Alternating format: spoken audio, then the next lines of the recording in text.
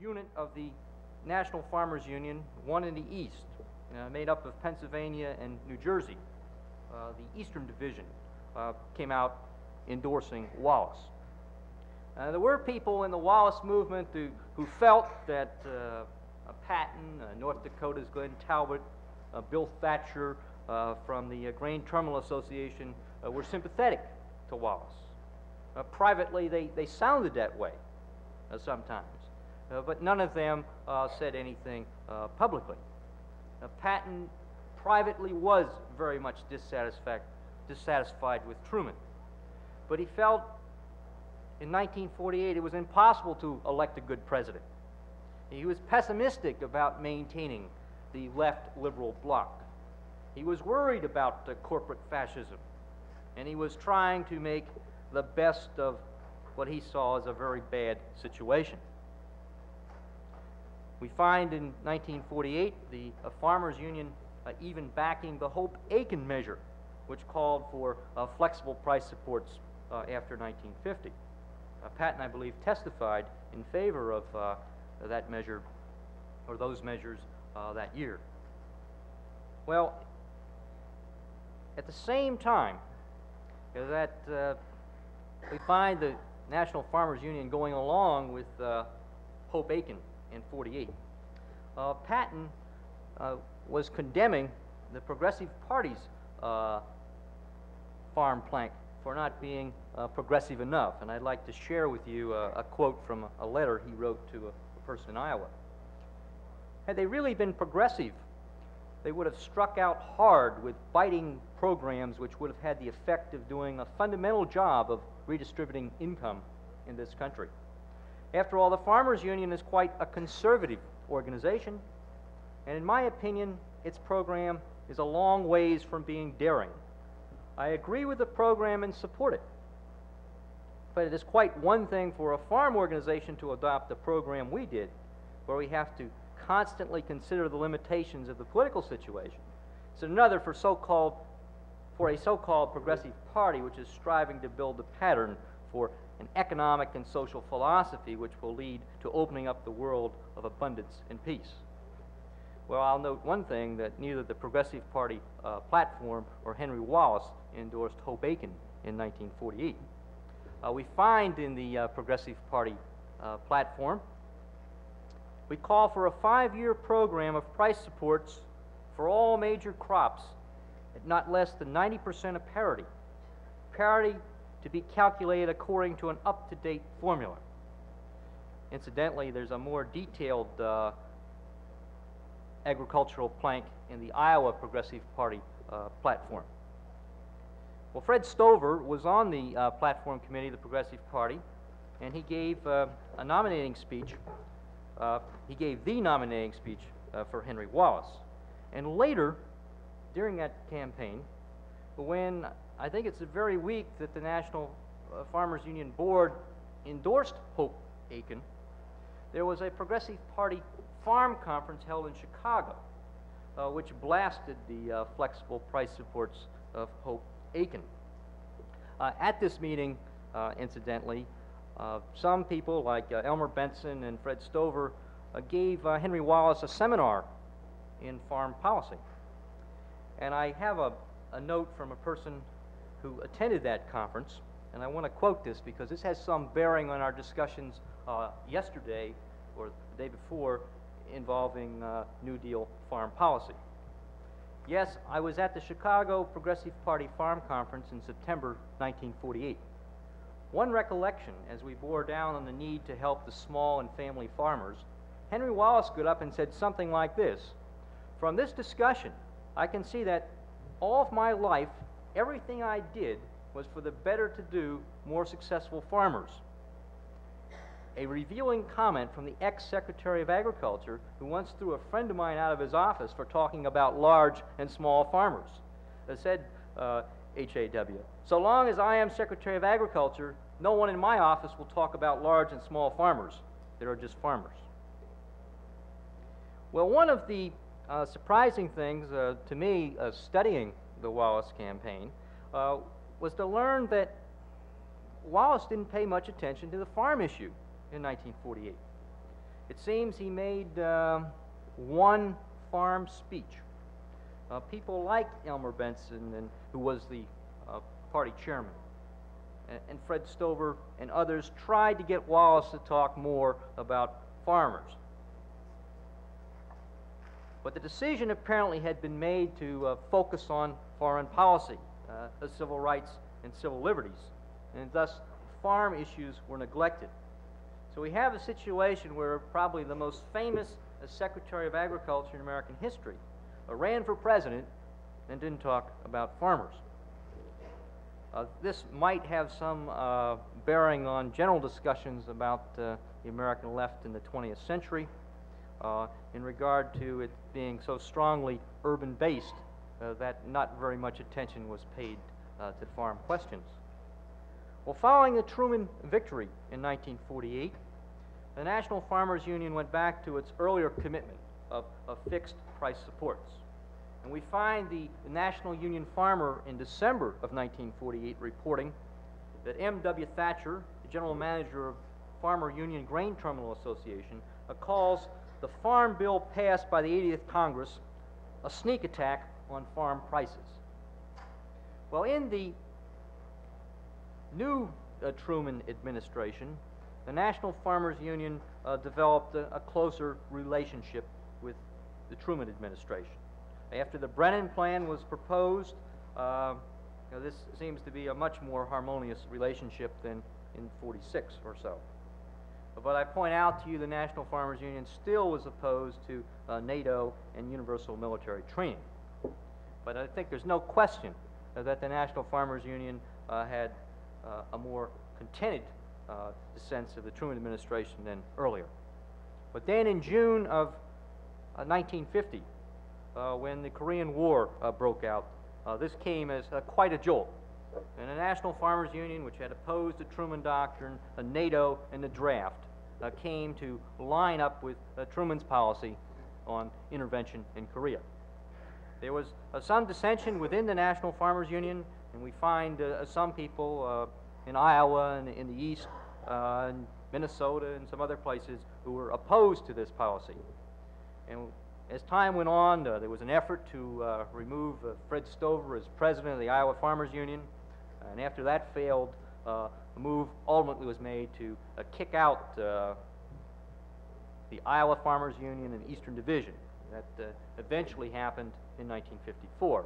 For some people, this seems to be similar to what happened in the CIO with some of the left unions. Well, the Korean War and the pressures that went along with it helped to bring the National Farmers Union in line with the mainstream of American liberalism. It helped it to join this consensus of anti-communism which prevailed in liberal circles. And the opponents of that new consensus were scattered and isolated. And I think that this development generally, what happened in left liberal circles in the 1940s, proved to be a major turning point in the history of the American left. Thank you.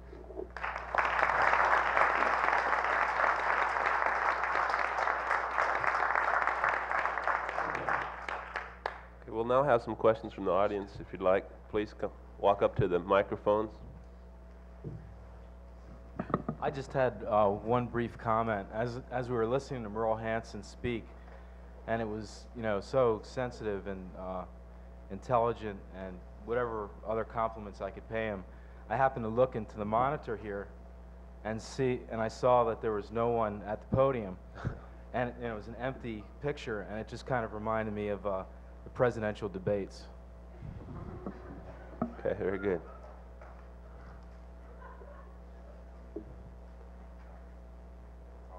Are there any other questions? I was wondering, Bill, could you expound a little bit more? I mean, we hear, the term McCarthyism, but it seemed a little bit in my reading that McCarthyism was around before McCarthy ever was around. I was wondering, maybe you could comment on that? I think I was well stated that the McCarthyism was around before McCarthy. I believe he was elected to the Senate in 1946, but he didn't really get launched on his tear until 1950 or so.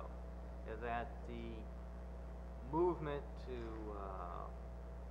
weed out communists and fellow travelers and all kinds of people they could include under those rubrics began at least as early as 1946. That I think it's been helpful for many Democratic liberals to think of McCarthyism as something identified with Joe McCarthy, but we really have that type of activity prior to 1950. 46, 47, 48, that Wallace movement came under a tremendous amount of fire, and I want to point out that the ADA, the Americans for Democratic Action, played a great role in that activity in 1948. Okay, we have a question over at this microphone. I've got for Jim Forsyth and anybody else who wants to comment on the, let's see, the Brennan plan you were suggesting, but you had to rush over it, had some limits built into it as to the amount, as to, I guess, the size of the family farm that was going to be targeted.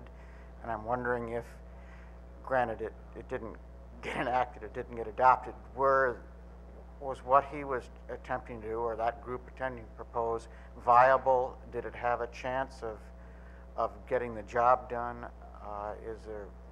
Are there any possibilities in it, or was it just, what was it? What Brennan in his testimony did, he proposed 1,800 units. He used corn as a unit. 10 bushels of corn as a basic unit, and comparable to that as far as pricing would be 8 bushels of wheat. I forget now, hog, I think was another commodity. And the basic farm then would produce, based on that 1,800 unit, $26,100, I believe was what he used. The problem in that was, is under the questioning from Congress, they asked him what happened if the farmers who were larger happened to participate under production controls. Would they then come under the use of the same prices? And he, I believe, said yes, that they would if they were involved with production controls, that they could also benefit from this. What he wanted to do, see, was restrict so that the smaller farmer, as he saw, what he called family size. This is really the first time, as I recall, they were using the word family-sized farm when they were discussing the legislation. And he wanted to make sure it was the family-sized farm then that received the most benefit. And in essence, on the income standards report, would have been 100% of parity. That's the reason I made that remark at the end, because sometimes when we discuss a Brennan plan, we simply skip over that. But it was, in essence, I think, a sort of disguised 100% of parity for that size farm. For the larger farmer, that would not have been the case. The $26,100 in 1949, I don't know what that'd be comparable to today, probably, what, 200,000 maybe, or something like that. Pretty good sized farm, really. Okay, we'll have a question up here. Yes, I'd like to thank the panel very much for clarifying the connection between peace and parity. This is a theme that Fred Stover has emphasized in the U.S. Farmers Association for a long time, and sometimes it's not always real clear that there is a strong connection between, getting good parity prices and having peace. I know I've talked to farmers about that before, and they'll say, well, during war, a lot of times the prices are a little higher. And, maybe it goes the other way, that farmers can benefit by not having peace. But I think the discussions that we've had here today point out how, good parity prices are won through incredible struggles. And a war comes along, and it's an opportunity to undercut that, and just smash everything. And it really comes home here in the last 6 months or so with the tight money policy on the one hand, and the government's shift to the right with Iran and Afghanistan. They've really been pumping us up for war, and trying to focus people's interest on that while they're holding down wages, holding down the supply of money that's necessary, you know, to be able to hire people for jobs. I work in the building trades myself, and we're kind of on the front line of this thing, and you know, a lot of people are out of work now. Contractors are bellying up, but nobody's squeaking too loud because this threat of war is in the air, and the necessity of protecting our oil interests and so forth. So, you know, we're not getting our parity because of the government does not have a plan of peace. And I think organizations like the American Agricultural Movement need to take a hard look at this connection between peace and parity. You know, you can't really have one without the other. And it's no good to go to Washington and just talk about about parity if you don't understand also that you got to have peace before you're going to get that parity. Mr. Forsyth? Yeah, I don't want to lose his thought, but I want to go back to the earlier statement. When Brandon was presenting his plan, he also had built in a factor which is lost in many of the later discussions, and that being he had what today we call inflation factor built in. Is what, 1.25 or something? In other words, there was the base price over the warriors, which maintained the prosperity of the warriors, but then if you do not include the inflation factor, you're still way down here. He included an inflation factor in it, which would have brought the prices up some. So if you just say we're going to use the average over the warriors, that sounded good. That's pretty good prosperity. But he also included the inflation factor. As far as I know, most of the other farm programs have not had that feature and have the proposal, at least out of USDA.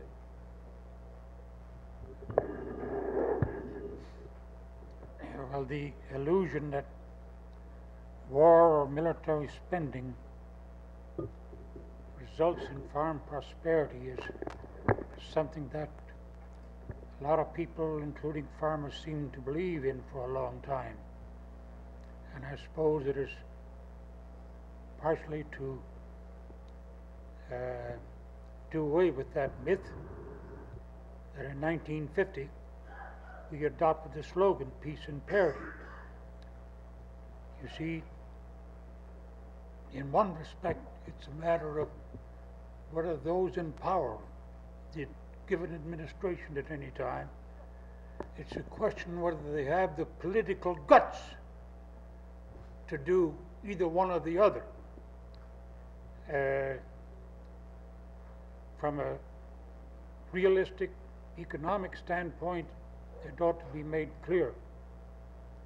It should have been made clear in that long, long war in Southeast Asia, the longest war and the most continuous high military spending we've ever had. During all that time, as I indicated earlier, that unerring parity ratio just got up to parity once in August of 1973. So we've had a lot of poor farm prices.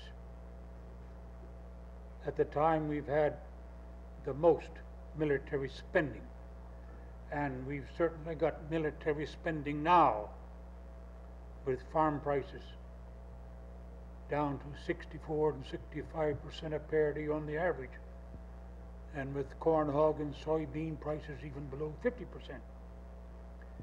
To get the proper connection, see, we dealt with that rather extensively at our convention in 1950. We spoke extemporaneously, but we had recording made and we made pamphlets. The topic of my talk was atomic blessings or atomic blastings. We still have a few of those booklets. We explained it further in my book that I wrote in 1953, Peace and Parity, pointed out the connection. See, when we get into war to begin with, sure, you have a lot of government buying of all kinds, but particularly food to fill the pipelines. And as long as we've draft mostly poor boys that don't get too good a meals, and you put them in the army, they get good meals. Sure, when you get into a war, that does temporarily help farm prices. But in the long run, you see, we are really killing our customers, our own, and the people abroad. And referring to the Brannan Plan, here was a good example. We really worked hard on that Brannan Plan, and we're doing a terrific job of organizing. Getting new members was wonderful in 1949. That's the Thomas Bill, which I say was misnamed the Brannan Plan. It was a good plan. But in the summer or early spring, I forget the date, Alban Barkley came out to a meeting at Sioux City. We thought the whole Democratic administration was supporting the Brannan Plan. Alban Barkley, pretty good man in a lot of ways. But he made a speech at Sioux City, and there he made the proclamation. I am not for the Brannan Plan. The administration is not for the Brannan Plan. Why? Because at that point that some farm leaders caved in. The apology was, well, we're going to have war now, and the war will raise farm prices. Well, it didn't. I'd like to get in on that a little bit too.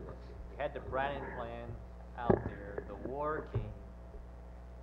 You didn't get the Brannan Plan, you ended up getting Benson. The Brannan Plan was one of the victims of the Korean War. I'd like to make another observation on the thing, on the war and prices.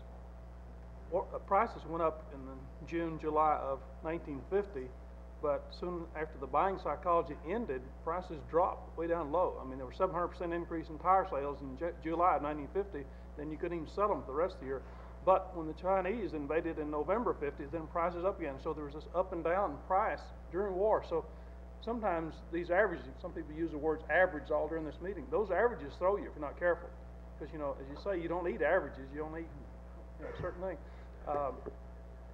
Might also point out, for the interest of the protesting movements of late 70s and early 80s, they broke the price of cotton in 1951 by prohibiting export of cotton. They broke the price of it because they thought it was getting too high. They tried to break cattle, and did in part by putting on slaughtering quotas. Then they rolled back prices. As you probably recall, the cattlemen, and I didn't have time to really develop my paper, but the cattlemen, what they do? They did what NFO and AAM done. They held them off the market. There wasn't 3 or 4 head of cattle in the whole New York stockyards for a while. Well, that sort of corrected things, and then partly marketing was restored later in the year. Okay, I think we'll have one more question here. I wanted to ask Fred, if you could expand a little bit on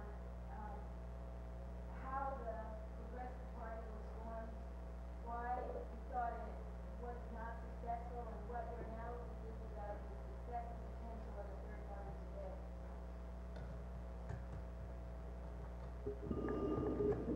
I'm not sure that I understood your question, President. Why don't you go Exactly, to the mic? but when I'm asked questions about the 1948 Progressive Party, Yeah. I want to say, Just a second, Fred. The question is about the Progressive Party, how it developed, and why it eventually was unsuccessful. And do you think there's a potential for it today, a third party? well, as to how it was developed, you have a good point. It started with Henry Wallace's decision to run in December of '47, I think it was, and kind of built from the top down. It's nice to have a national leader to rally around, but it's not the best way to build a lasting, permanent political movement. That should come from the grassroots up. But to whatever extent it was built from the top down, I feel I must say that in my humble opinion, the people who have comprised the National Committee of the 1948 Progressive Party were perhaps the best leaders that this country or any other country could provide. Wonderful people. Why wasn't it a success? From the farm standpoint, I'll just say one thing. We wanted Henry Wallace to come out here and answer that pitchfork speech of Harry Truman, because he opened up. Wallace could have come out here and show that fork is a bipartisan fork, like I said earlier. But some of the managers of the Truman campaign in New York, they had some good ones and bad ones.